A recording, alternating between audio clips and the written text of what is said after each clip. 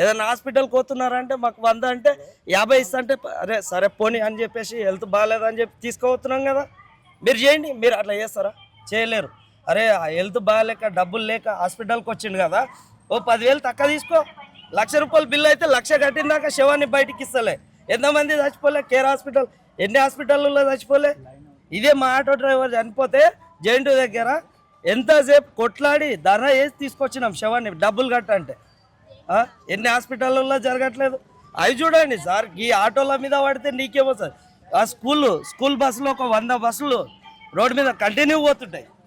ఓ మాట మొత్తం private బస్సులే, private స్కూల్స్కే పోతున్నాయి. ఒక్కొక్క అబ్బాయికి ఎంత తీసుకుంటున్నారు? ఓ చిన్న టూర్ అంటాడు, ఒక్కొక్కరి దగ్గర 3,000 తీసుకుంటాడు. ఓ 100 మంది స్టూడెంట్స్ లెక్క ఎంత అవుతుంది? ఆడ ఇచ్చే ఒక వాటర్ బాటిల్, ఇంత పిల్లలకు స్నాక్స్ తీసుకుపోయి ఒక పార్క్ పోతున్నారు.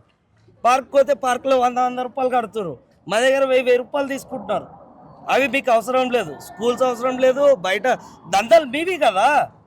ఏదైనా హాస్పిటల్కి పోతున్నారంటే మాకు 100 అంటే 50 ఇస్తా అంటే అరే సరే పోనీ అని చెప్పేసి హెల్త్ బాగాలేదని చెప్పి తీసుకుపోతున్నాం కదా. మీరు చేయండి, మీరు అట్లా చేస్తారా? చేయలేరు. అరే హెల్త్ బాగాలేక డబ్బులు లేక హాస్పిటల్కి వచ్చిండు కదా, ఓ 10,000 తక్కువ తీసుకో. ₹1,00,000 బిల్లు అయితే 1,00,000 కట్టిందాక శవాన్ని బయటికి ఇస్తలే. ఎంతమంది చచ్చిపోలే కేర్ హాస్పిటల్, ఎన్ని హాస్పిటల్లో చచ్చిపోలే. ఇదే మా ఆటో డ్రైవర్ చనిపోతే జైంటు దగ్గర ఎంతసేపు కొట్లాడి ధర వేసి తీసుకొచ్చినాం శవాన్ని డబ్బులు కట్టంటే. ఎన్ని హాస్పిటల్లో జరగట్లేదు. అవి చూడండి సార్, ఈ ఆటోల మీద పడితే నీకేమో సార్. ఆ స్కూల్ బస్సులు ఒక 100 బస్సులు రోడ్డు మీద కంటిన్యూ పోతుంటాయి. ఓ మాట మొత్తం ప్రైవేట్ బస్సులే, ప్రైవేట్ స్కూల్స్కే పోతున్నాయి.